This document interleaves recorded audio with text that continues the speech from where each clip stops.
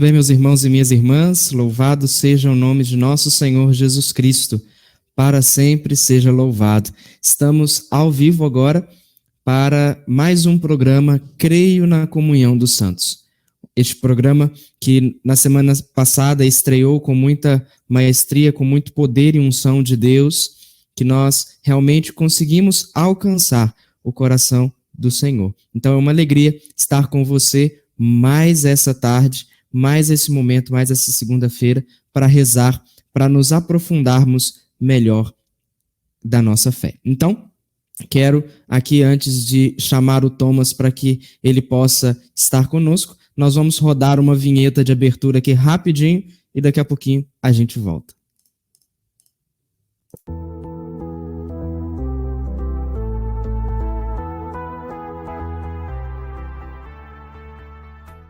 Muito bem. Então, nós estamos oficialmente ao vivo e eu quero convidar para você, ou melhor, quero convidar você para que você possa compartilhar essa live, para que possa alcançar cada vez mais pessoas, tá bom?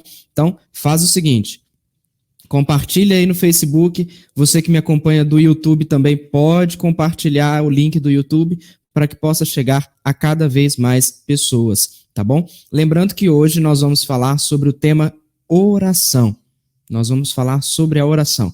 Então, você que tem alguma dúvida sobre a oração, manda para a gente, coloca aqui nos comentários aqui embaixo, para que você possa, para que nós possamos, na verdade, tirar a sua dúvida. Tá bom? E aqui eu quero já acolher o nosso irmão Thomas.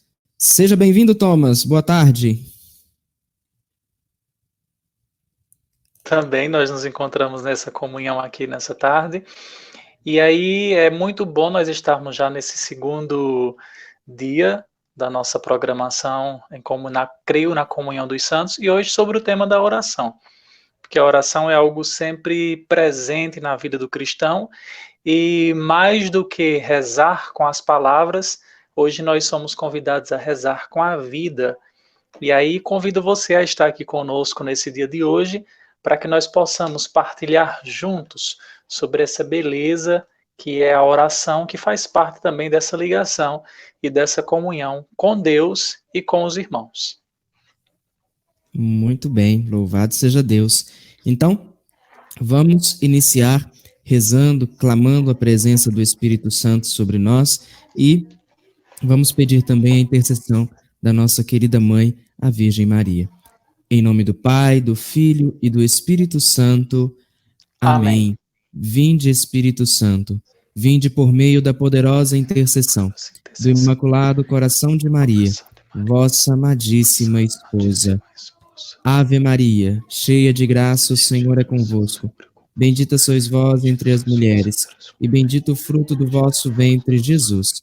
Santa Maria, Mãe de Deus, rogai por nós, pecadores, agora e na hora de nossa morte.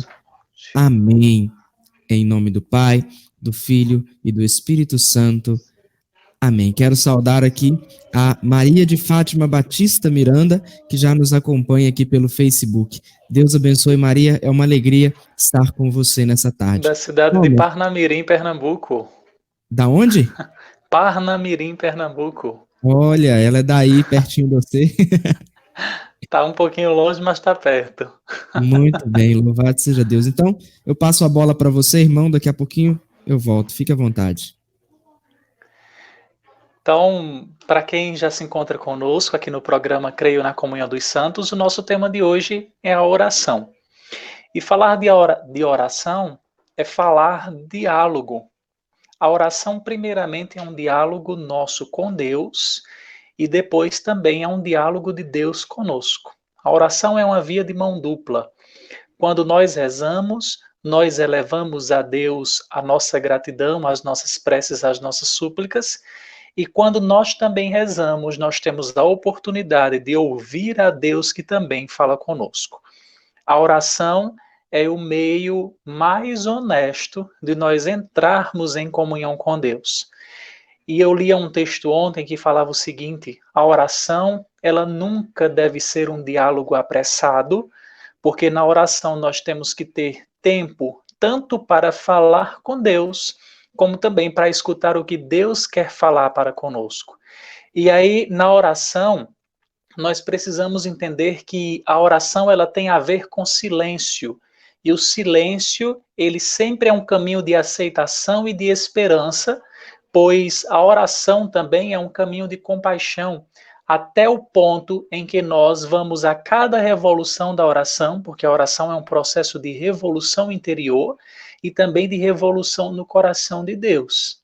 Não que Deus tenha necessidade das nossas preces, mas a oração é, antes de tudo, o nosso desejo de querer entrar em contato com aquele que é a fonte e a origem de todo o bem, aquele que nos criou.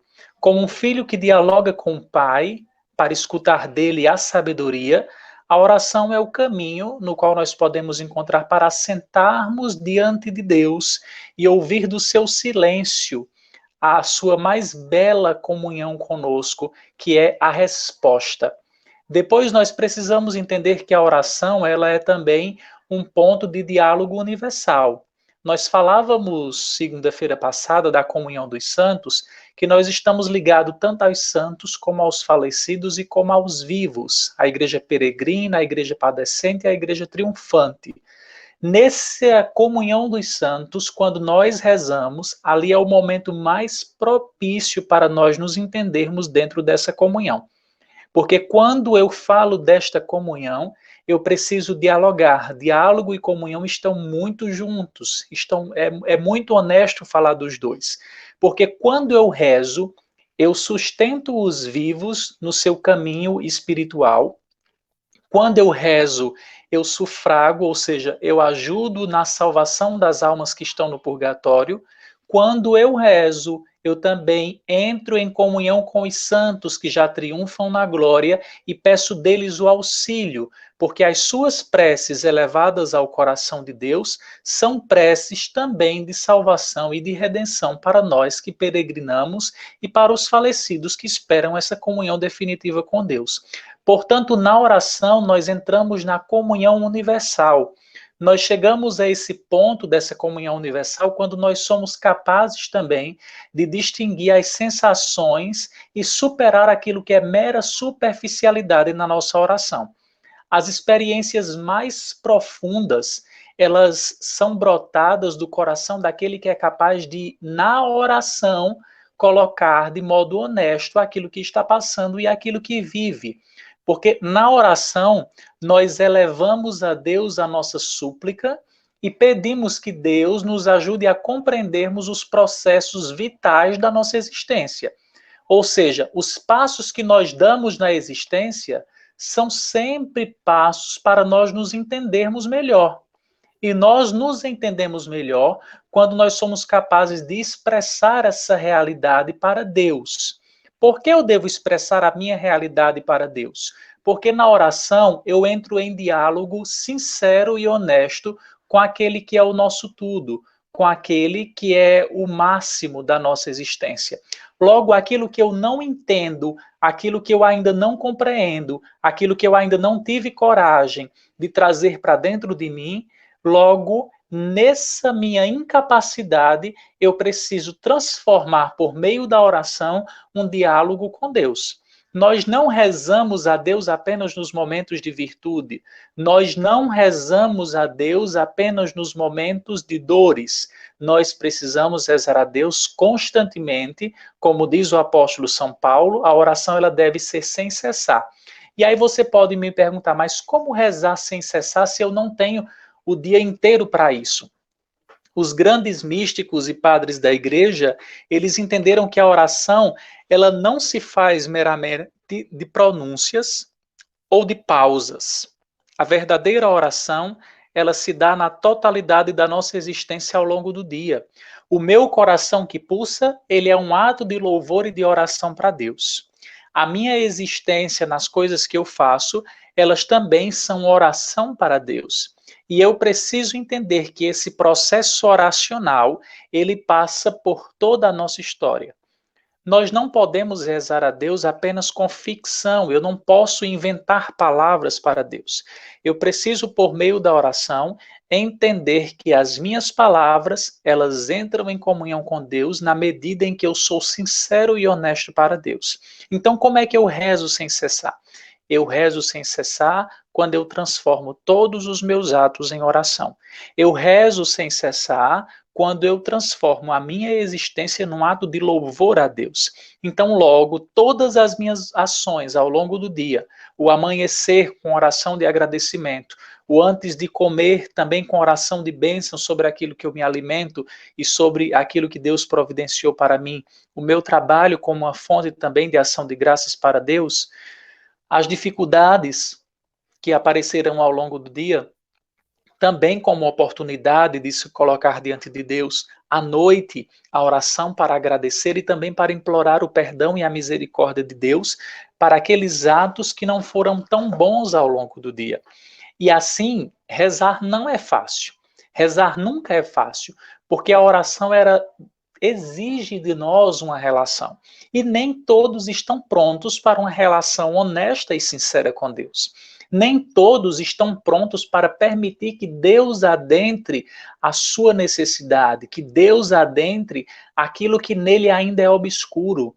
Na oração é sempre uma via de mão dupla. Eu não posso rezar a Deus apenas por aquilo que eu desejo que Deus faça.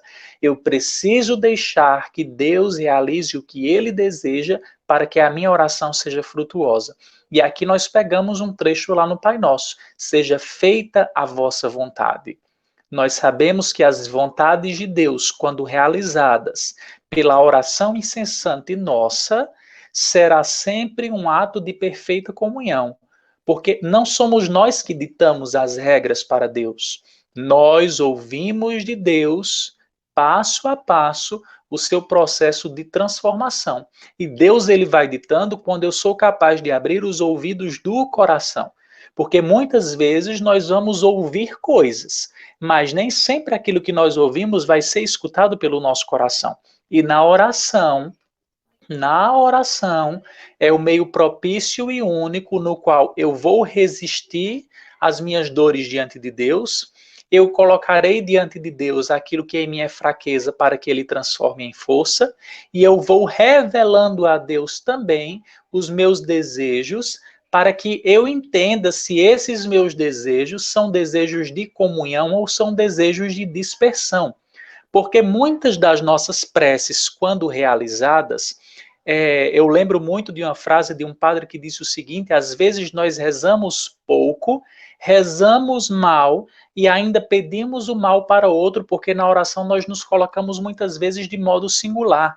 Que seja feita a minha vontade, eu rezo por mim, eu quero que Deus realize as minhas preces, eu quero que Deus escute apenas o que eu quero que Deus, às vezes, por preces mal feitas minhas, faça mal a outra pessoa, no qual também procede dele. Então, que tipo de oração é essa que eu estou fazendo para Deus? Que tipo de prece é essa que muitas vezes convida a um ato ferrenho e não um ato de comunhão? Então, logo nós precisamos descobrir: será se a minha oração me coloca em íntima comunhão e familiaridade com Deus? Ou muitas vezes a minha oração é um ponto no qual eu vou para fugir? Porque a oração, em vez de comunhão, muitas vezes também é fuga. Muitas pessoas passam o dia rezando para fugir de seus problemas. A oração, ela é a ajuda necessária quando as pessoas têm coragem e a capacidade de enfrentar os processos da existência, se colocando diante de Deus, mas não querendo que Deus haja de um modo mágico. Porque muitas vezes nós vamos para Deus em oração para que Deus realize de modo mágico aquilo que eu ainda não tenho coragem de tocar na minha existência. Eu preciso de honestidade para me desfazer dos meus estereótipos, me desfazer das minhas coisas mal resolvidas e ter a coragem de apresentar nessa oração a minha honestidade para Deus. Porque uma oração que não é sincera é sempre uma oração de apego. E as nossas orações não podem ser orações de apego. precisam ser orações de um verdadeiro entendimento, no qual eu me sinto atraído para colocar tudo isso diante de Deus, e Deus vai se sentir atraído pelo meu coração desejoso de entrar em comunhão com Ele. Porque um coração que não tem um desejo honesto e reto para entrar em comunhão com Deus, não é um coração que verdadeiramente reza. A primeira fonte e a primeira resposta para a oração é entrar em comunhão. Mas entrar em comunhão é uma via de mão dupla também. Eu preciso aceitar o que Deus quer fazer na minha existência, como eu também preciso entender que as minhas preces não são ditadoras da vontade de Deus.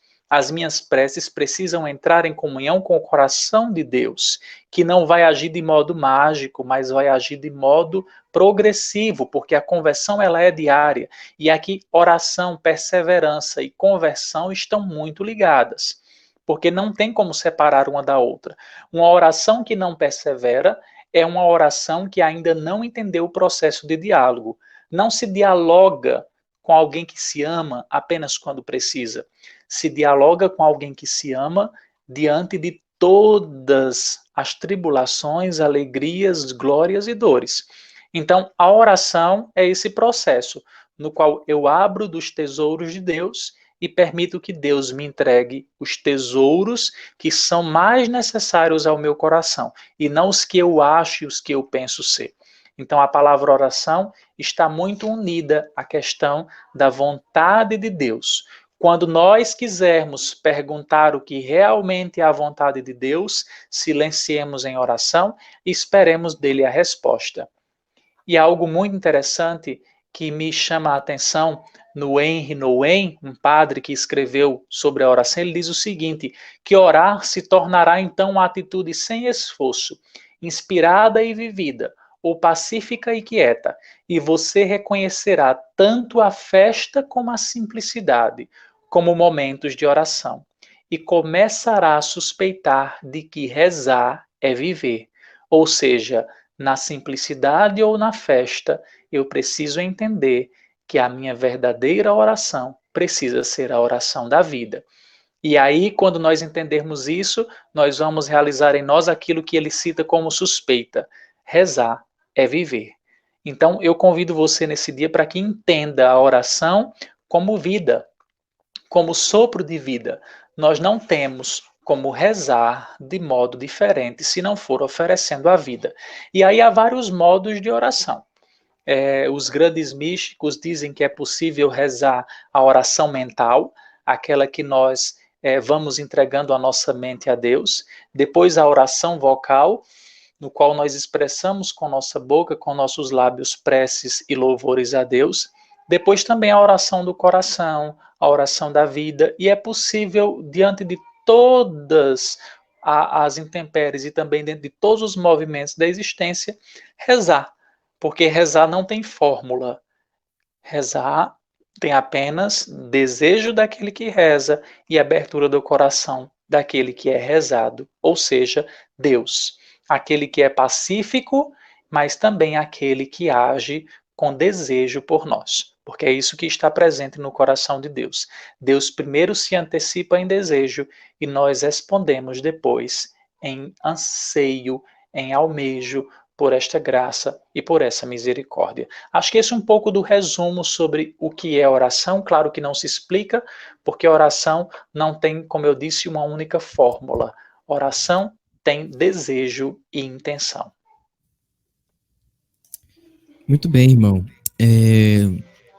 Entrando nessa questão da oração, muitas pessoas perguntam, né, quando a gente vai em algum lugar pregar, e aí sempre que a gente prega sobre oração, sempre é essa mesma questão, né? Olha, Guilherme, como que eu faço uma oração que alcança o coração de Deus? Porque parece que às vezes eu rezo e não escuto a Deus. Então, como fazer essa oração, né, que alcança o coração de Deus de verdade? Guilherme, acho que saiu a câmera saiu, né? Ou foi aqui? Vê se você consegue clicar em vídeo. Tem um botãozinho vídeo aí. Isso, Aí, voltou. muito bom. Só me relembra o que foi que você falou aí no final. Como dizer da oração? Da oração que alcança o coração de Deus mesmo. Porque às vezes a gente ora, e parece que Deus não escuta a gente. A oração que alcança o coração de Deus é a oração do coração. E aí você pode dizer, mas qual é a oração do coração? Não sei. O que é que seu coração está passando no momento? Às vezes nós temos uma mania de colocarmos atributos dentro da nossa oração ou querer forçar a barra com Deus e não entendemos que a oração que alcança o coração de Deus passa por aquela verdadeira oração dos sentimentos. Por exemplo, se eu estou passando por um momento de dor, eu não vou entrar em um método de oração de louvor, eu preciso ser honesto com Deus. Eu acho que a oração que alcança o coração de Deus é a oração da honestidade. Porque para Deus, nós não temos como fugir nem mentir. Deus sabe o que nós estamos passando e quais são os movimentos da nossa existência. Por que eu vou querer maquiar na minha oração algo que não brota do meu coração? Então, a oração que alcança o coração de Deus é aquela oração que brota do coração. E qual é a oração que brota do coração? Só você sabe. Porque, como disse o próprio Jesus em um evangelho, para rezar essa oração do coração, entra no teu quarto, fecha a porta.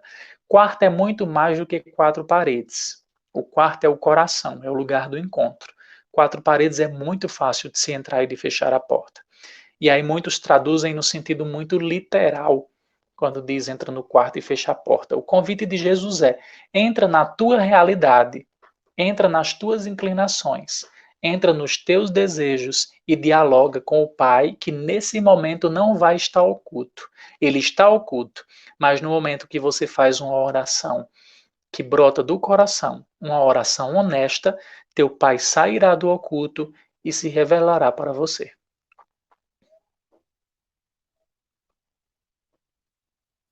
Ah, eu tinha mutado meu microfone. Mas, realmente, isso que você explicou faz bastante sentido. Agora, me tira outra dúvida, irmão. Sobre essa questão da oração, eu já tive muito isso no início da minha caminhada, que quando eu cometia um erro, cometia algum pecado, era mais fácil de eu sair fora e esquecer de orar do que eu orar mesmo. E deveria ser ao contrário, quando eu estou no erro, quando eu estou longe de Deus, é que eu tenho que ter mesmo essa força de vontade para estar indo, né, para mais perto de Deus. Só que isso não acontece, quer dizer, pelo menos comigo não, né? Então eu queria, né, saber de você para que nós possamos esclarecer isso para as pessoas, como que mesmo às vezes em pecado eu consigo chegar mais próximo de Deus e falar com Ele, pedir Ele ajuda para me tirar dessa vida. Muito interessante essa sua pergunta, porque é uma pergunta de muita gente. É, nós não deixamos, nem mesmo quando pecamos, de ser filhos de Deus. O pecado ele não anula a raiz da filiação divina. Embora ele vá negando, o pecado é uma negação dessa filiação divina, mas ele não anula, ele não acaba a minha filiação com Deus. Porque o batismo é uma marca indelével. Então, no batismo, eu me tornei, ao mesmo tempo, sacerdote, rei e profeta. O sacerdote é aquele que faz a ponte com Deus. O sacerdote é aquele que religa a Deus. Então, logo, a minha oração, pegando por essa palavra do religar, quando eu erro, é aí que eu devo rezar, porque nesse momento de fragilidade é onde eu devo encontrar aquilo que é a diferença da minha fragilidade, é a força de Deus. E é aí onde está o maior pecado. O pecado não é nem tanto a força do que o que eu cometi. O maior pecado é esse fugir da misericórdia de Deus, que aí nós entramos no pecado da obstinação ou da presunção. Eu me basto, as minhas forças me bastam, e aí eu vou negando isso. E é sempre a primeira inclinação de todo cristão batizado. Diante do erro, fugir, porque isso remete lá aos nossos primeiros pais. Quando nós vemos que Deus vai ao encontro de Adão, quando ele cai no jardim do Éden, Deus não joga na cara de Adão o que ele fez. Deus não começa repreendendo. Deus faz uma pergunta: onde estás? Esse onde estás é um imperativo que por trás dele está dizendo o quê? Sai da tua mentira, me confessa o que aconteceu.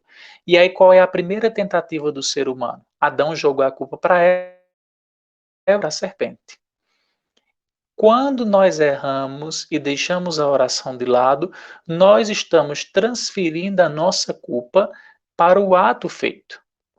E o que Deus quer com a nossa queda é que apenas nós tenhamos a coragem de sair das nossas mentiras e voltar ao caminho. E esse voltar ao caminho é possível de vários modos. No sacramento da penitência, na oração para que Deus vá revelando as fraquezas do meu coração e me dando a graça de uma iluminação melhor da minha consciência, no reto exame de consciência feito em casa, que também tem força de perdão. Nós, nesse tempo que estamos distante do sacramento da penitência, o Papa Francisco nos recordou isso, que o Código de Direito Canônico também prevê na impossibilidade da confissão fazer um bom ato de contrição e implorar a misericórdia de Deus e ter certeza desse perdão dado por Deus. E aí é muito interessante quando você diz isso, nós somos seres de contrários.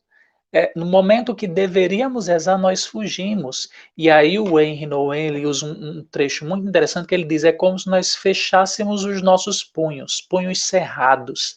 Não abrimos na dimensão da graça, do abraçar a graça. E aí entra outra coisa também, nós nos colocamos no lugar de Deus. E esquecemos que as quedas fazem parte do cotidiano também de modo providencial, porque as quedas nos recolocam no nosso lugar de seres humanos. As quedas nos recolocam no nosso lugar de seres dependentes de Deus. Então, se nós somos dependentes de Deus, logo essas minhas dependências precisam ser transformadas em diálogo. Com o médico, nós precisamos dialogar para chegar às causas, à origem e à verdadeira medicação para sarar as feridas. Com Deus, nós precisamos ter a honestidade da confissão. Errei, é verdade, mas isso não pode impedir a minha graça batismal de ser ponte, tanto por mim como pelos outros, porque todos nós somos intercessores. E o intercessor é aquele que, mesmo frágil, levanta o seu braço, como Moisés, que ao erguer o braço o povo de Deus vencia, nós precisamos também entender que a oração brota do coração porque nós somos filhos. No batismo nós nos tornamos filhos, nós não somos criaturas.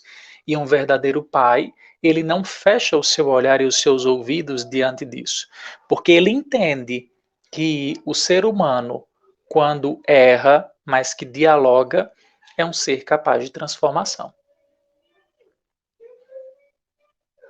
Muito bem. Você falou aí agora, deixa eu colocar minha câmera. Isso, muito bom. Você falou aí agora que nós somos chamados, né, a essa intercessão. E às vezes a gente coloca na nossa cabeça, né, muitas pessoas colocam na cabeça, de que intercessor é só o pregador, é só o padre, é só aquela pessoa que está mais à frente, né? E às vezes essas mesmas pessoas ficam assim, ah não, ô Thomas, você que é seminarista, reza para mim, só que elas esquecem que elas também têm o poder da intercessão, não é isso? Todos os batizados são intercessores, todos, sem exceção. E outra coisa muito interessante, antes de qualquer sacramento, que não existe sacramento superior ao batismo, algo que muitas vezes as pessoas focam e erram, porque muita gente foca no sacramento da ordem, o padre como o maior sacramento. Não, ele só é padre em decorrência do batismo. Antes dele exercer um ministério na comunidade, ele já era filho de Deus. É aquilo que Santo Agostinho, enquanto bispo, ele dizia: com vocês eu sou cristão, embora para vocês eu seja bispo. Então, antes do para está o com.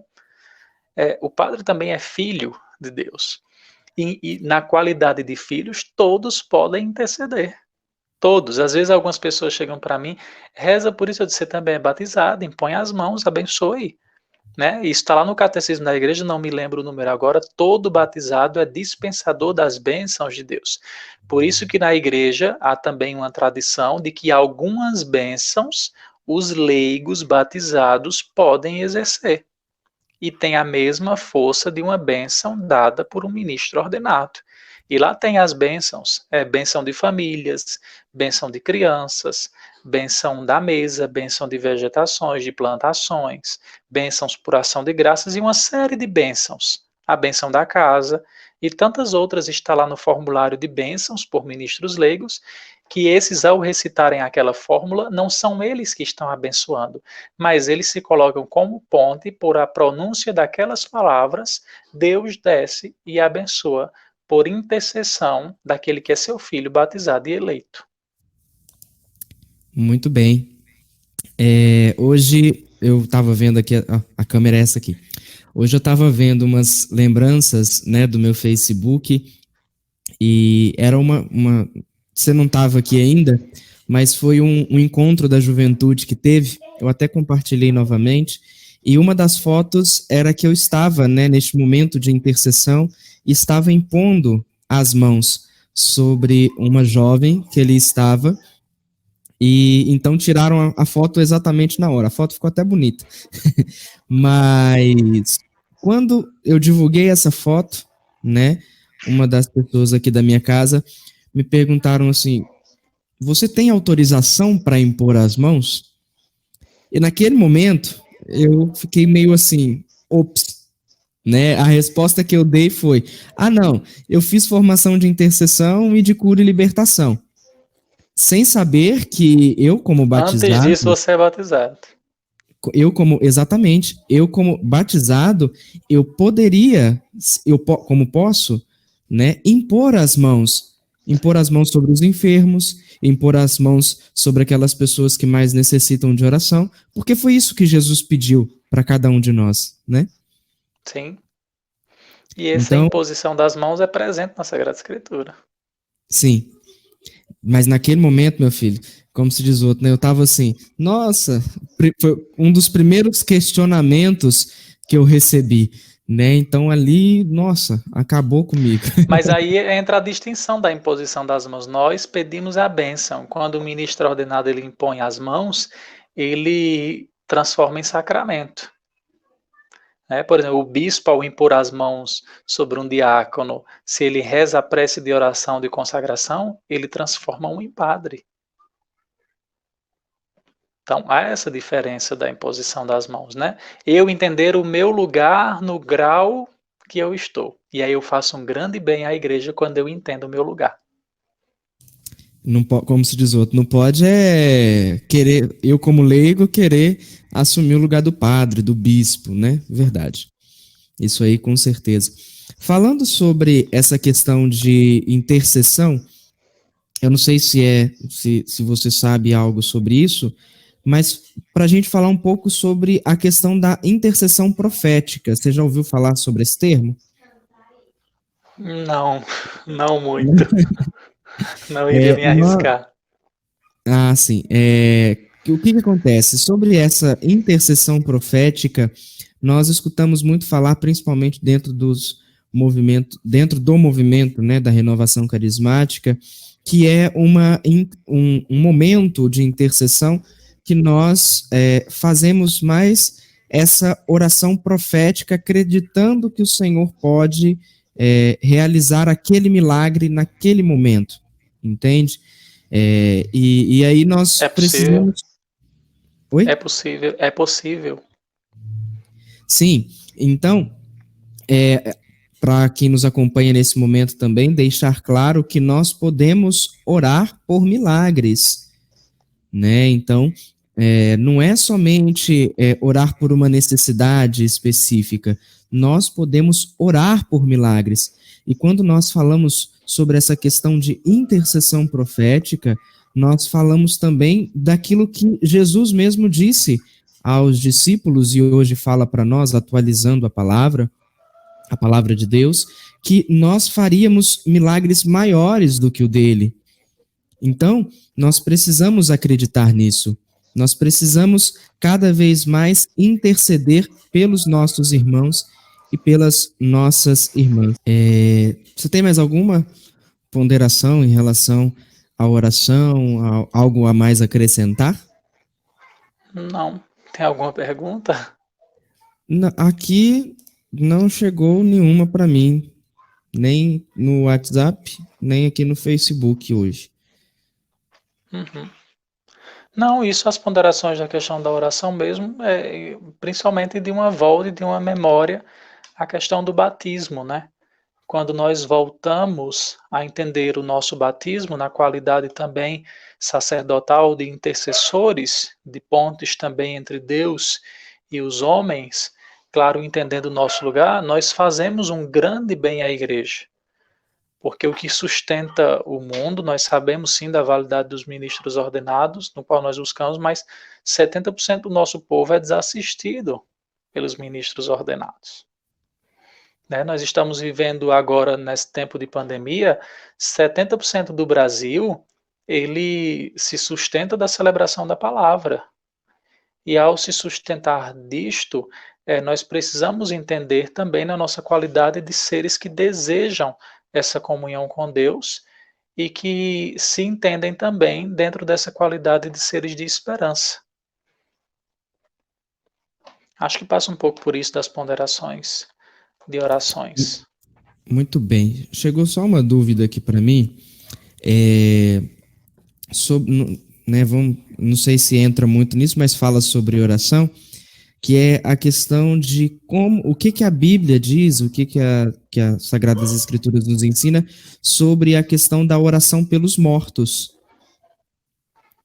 Algo muito interessante é a igreja ela não reza pelos mortos, ela reza pelos fiéis defuntos, porque morto é uma qualidade de alguém que foi totalmente apagado da condição de comunhão com Deus, mas propício, morto é quem está condenado.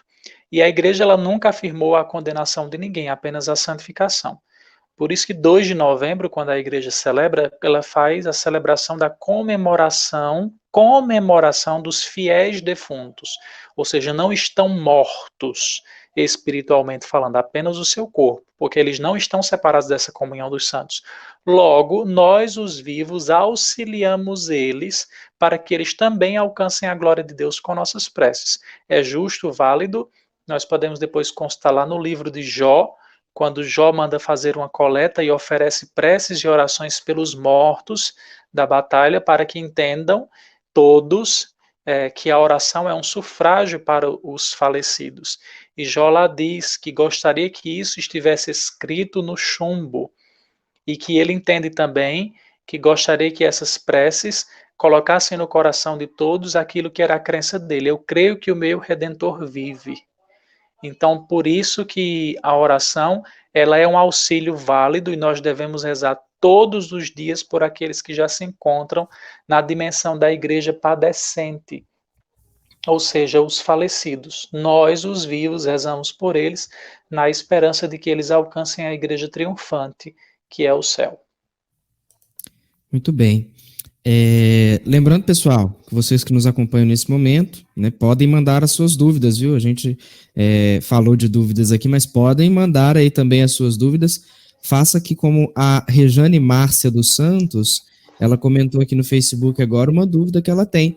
Então, você pode também mandar aí a sua dúvida, tá bom? E algo lembrando, mesmo que, outra coisa nessa questão da oração dos falecidos, mesmo que não se cite nomes, toda a oração da igreja, quando se diz rogai por nós, estão nós os vivos e os falecidos, e nas intercessões da oração eucarística, depois de rezar pela igreja, a próxima oração é pelos falecidos. Lembrais, ó Pai, dos vossos filhos que morreram na esperança da ressurreição. Morreram, mas não estão mortos.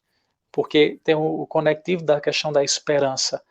Então, se eles morreram na esperança, eu tenho certeza que em todos os lugares do mundo onde esteja acontecendo a missa ou alguém rezando, os falecidos se encontram nessa comunhão. Muito bem. E a Rejane, ela pergunta aqui, né, o significado da comunhão dos santos na oração. Isso, nós falamos isso segunda-feira passada. A comunhão dos santos é a união das três divisões da igreja: a igreja padecente, os falecidos; a igreja triunfante, os santos no céu; e nós, os batizados, os santos eleitos, os que estão peregrinando, os que estão nesta igreja terrena. Então, essas três dimensões, elas estão unidas, mesmo que aparente fisicamente elas estejam separadas. Nós não tocamos a realidade dos falecidos, nem muito menos a realidade do céu, mas nós sabemos que nós estamos em comunhão. Então, quando eu digo que creio na comunhão dos santos, eu estou dizendo que eu creio que estou unido a todos os batizados que ainda peregrinam no mundo e estão rezando uns pelos outros. Depois, eu também creio que eu estou unido aos falecidos, porque eles, como batizados como eu, se encontram nesta dimensão da misericórdia de Deus. E eu também creio que estou unido aos santos que intercedem e rogam a Deus por mim diante de Deus no céu. E assim Deus derrama suas graças também por intercessão dele sobre nós. Então, a comunhão dos santos é essa comunhão dessa tripartição. Nós, os peregrinos, os falecidos na igreja padecente e os santos na igreja triunfante. Muito bem, agora sim. Então, a gente só teve essa dúvida aqui no Facebook, né? Então, acredito que a gente possa encerrar, né? E claro, você que nos acompanha, se você ainda tiver alguma dúvida, ou você coloca nos comentários, ou você manda para a gente no nosso WhatsApp, tá? No DDD 31 99982 7056. Aí você manda para a gente, tá bom? O número tá passando aqui embaixo, aqui, ó. Isso. Então, você manda pra gente, e aí na semana que vem, antes da gente começar sobre o tema da semana que vem, a gente tira a sua dúvida, etc e tal, tá bom? Mas fica aí o convite para que você possa enviar a sua dúvida. Amém? Então, Thomas, pode encerrar Vamos para a gente? concluir rezando uma Ave Maria, pedindo a intercessão daquela que tudo pode diante de Deus. Ave Maria, cheia de graça, o Senhor é convosco. Bendita sois vós entre as mulheres e bendito é o fruto do vosso ventre, Jesus. Rogai por nós, pecadores, agora e na hora de nossa morte. Amém. Que o Senhor Todo-Poderoso ele nos abençoe e nos guarde hoje e sempre. Amém. Amém. Então, muito bem, pessoal. Thomas, a Rejane aqui tá, ó, agradecendo pela resposta, tá bom? Ótimo. Então, pessoal, Estamos aí, Deus filho. abençoe você. Oi? Amém. Amém. Fiquem com Deus. Então, pessoal, muito obrigado, né, pela participação de todos vocês, que Deus abençoe. E lembrando que toda segunda-feira, às 16 horas, nós nos encontramos aqui para rezar e para nos aprofundar melhor sobre a nossa fé. Então, já convida os seus amigos para participarem na semana que vem, tá bom?